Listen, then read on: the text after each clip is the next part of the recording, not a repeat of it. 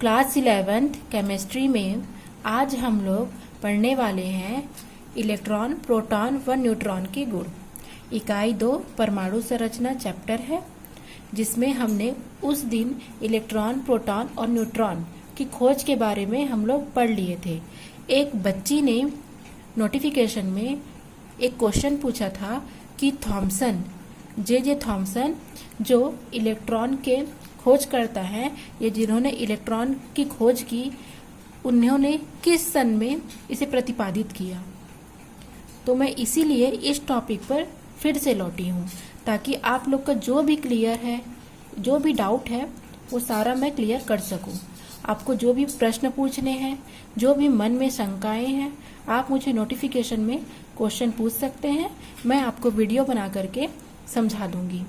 तो एक बच्ची ने पूछा था कि थॉमसन ने किस सन में इलेक्ट्रॉन की खोज की थी। तो आज मैं आप लोग को इलेक्ट्रॉन, प्रोटॉन और न्यूट्रॉन के गुण बता रही हूँ, जो आपके नीट के एग्जाम के लिए और आपके आगे के 12th बेस के लिए बहुत इंपॉर्टेंट है। तो चलिए हम इसे स्टार्ट करते हैं। तो गुण है इलेक्ट्रॉन, प्रोटॉन और न्यूट्रॉन के। तो सबसे पहले खोज एवं सन। तो इलेक्ट्रॉन की खोज की है जे थॉमसन ने 1897 में। ठीक है, ये बात आप याद रखेंगे। केमिस्ट्री स्टूडेंट लोग के लिए ये नॉर्मल सी बातें जानना बहुत जरूरी है, तो आपको ये याद रखनी है। कहीं पर भी क्विज के रूप में भी ये क्वेश्चन पूछे जा सकते हैं। तो जे थॉमसन ने 1897 में इलेक्ट्रॉन की खोज की थी। ठीक है, आशा करती हूँ उस बच्ची का डाउट अब क्लियर हो जाएगा। प्रोटॉन की खोज गोल्डस्टीन ने की थी 1866 में, और न्यूट्रॉन की खोज चैडविक ने की थी 1932 में। ठीक है, पुनः जे थॉमसन ने इलेक्ट्रॉन की खोज की थी 1897 में, गोल्डस्टीन ने प्रोटॉन की खोज की थी 1886 में, और चैडविक ने न्यूट्रॉन की खोज की थी 1932 में। अब इन पर आवेश देखेंगे तो इलेक्ट्रॉन पर -1, प्रोटॉन पर +1 और न्यूट्रॉन की विद्युत उदासीनता रहती है, अर्थात उस पर कोई आवेश नहीं पाया जाता है। आवेश की मात्रा कितनी होगी? इलेक्ट्रॉन में होगी 1.60 इंटू 10⁻⁻19 कूलाम। यहाँ पर भी सेम 1.60 इंटू 10⁻⁻19 कूलाम, और यहाँ पर 0, कोई आवेश नहीं होता है। द्रव्यमान 9.10 इंटू 10⁻31 किलोग्राम, यहाँ पर 1.673 इंटू 10⁻27 किलोग्राम, और यहाँ पर 1.675 इंटू 10⁻27 किलोग्राम। ठीक है, और अंत में है परमाणु द्रव्यमान, जो है वो इकाई में, अर्थात हम एटॉमिक मास यूनिट लेते हैं पर यूनिट की इकाई, तो 0.000549 AMU एटॉमिक मास यूनिट है ना। यहाँ पर 1.0073 AMU, यहाँ पर 1.0087 AMU। तो आपको ये सारी चीजें याद रखनी है। अगर न्यूमेरिकल क्वेश्चन पूछे जा रहे हैं तो आपको इलेक्ट्रॉन, प्रोटॉन और न्यूट्रॉन की यदि द्रव्यमान या आवेश की मात्रा की आवश्यकता होगी, तो आपको अगर ये याद रहेगा तो आप तुरंत उस पर पुटअप करके अपना क्वेश्चन सॉल्व कर सकते हैं। ठीक है, तो आपका आशा करती हूँ आज का इसमें डाउट क्लियर हो गया होगा।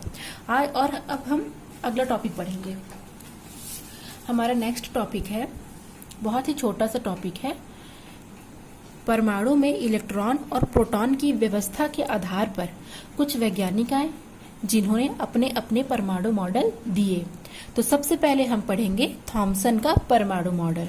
आप लोगों ने इसे छोटी कक्षाओं में पढ़ा है, 9th में ये चैप्टर में है थॉमसन का परमाणु मॉडल। ठीक है, तो चलिए देखते हैं। सर जे थॉमसन के अनुसार क्या होता है? परमाणु एक दृढ़ गोलाकार पिंड है, ठीक है, जिसकी त्रिज्या 10⁻8 सेंटीमीटर या 10⁻10 मीटर होती है। परमाणु का पूरा धन आवेश समान रूप से गोले में वितरित रहता है तथा ऋण आवेशित इलेक्ट्रॉन बीच बीच में गुथे रहते हैं।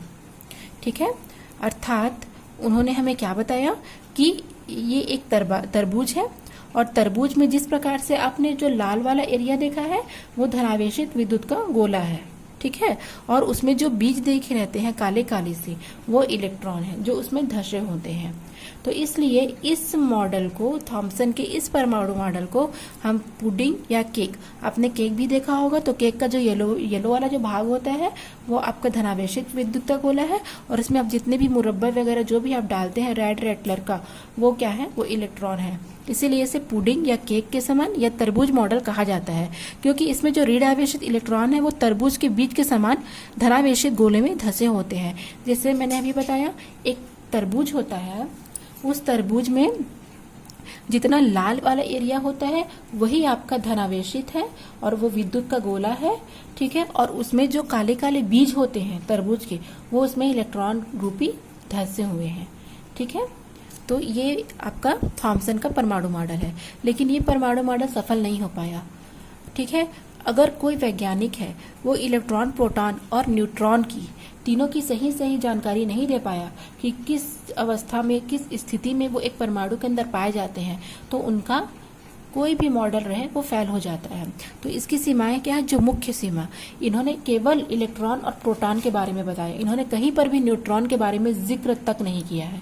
तो जब प्रोटॉन के बारे में बताया जा रहा है कि परमाणु के नाभिक में जिस प्रकार प्रोटॉन है तो कहीं ना कहीं तो न्यूट्रॉन होंगे, किंतु जब इनसे पूछा गया न्यूट्रॉन की स्थिति के बारे में तो वो उसे नहीं बता पाए। तो मुख्य कारण यही है, यह मॉडल नाभिक में से जो न्यूट्रॉन है उसकी स्थिति का, उसके पोजिशन को, कि उसे कौन सा कमरा दिया गया है, कहाँ पर रखा गया है, उसकी स्थिति बता पाने में असमर्थ थे।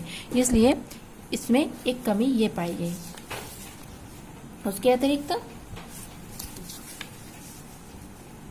यह मॉडल हाइड्रोजन स्पेक्ट्रम की व्याख्या भी नहीं कर पाया, ठीक है। आगे हम लोग स्पेक्ट्रम एक पूरा चैप्टर पढ़ेंगे, बहुत ही इंटरेस्टिंग चैप्टर है, ठीक है। तब आपको पता चल जाएगा स्पेक्ट्रम क्या होता है। तो हाइड्रोजन स्पेक्ट्रम की ये व्याख्या नहीं कर पाया। यह मॉडल अल्फा कणों के प्रकीर्णन की भी व्याख्या नहीं कर सका, ठीक है। यह मॉडल धनावेशित भाग के अंदर जो इलेक्ट्रॉन के ऋणावेश सहित उपस्थित रहने का कारण भी नहीं समझा पाया कि किस प्रकार से धनावेशित गोले के अंदर इलेक्ट्रॉन होते हैं, उसके स्थिति और पोजीशन को भी ये नहीं बता पाया। तो इस कारणों से ये फेल हो गया, ठीक है। लेकिन मुख्य कारण था नाइट्रोजन की स्थिति का निर्धारण ये नहीं कर पाया, उस वजह से ये परमाणु मॉडल फेल हो गया। तो आप लोग इस मॉडल के बारे में लिख लेंगे, आप स्क्रीनशॉट ले लीजिए, ठीक है। इधर भी ले सकते हैं, आप स्क्रीनशॉट ले लीजिए, इसको आप बेहतर तरीके से नोट्स बना करके प्रिपेयर कर लीजिएगा, ठीक है। Thanks for watching.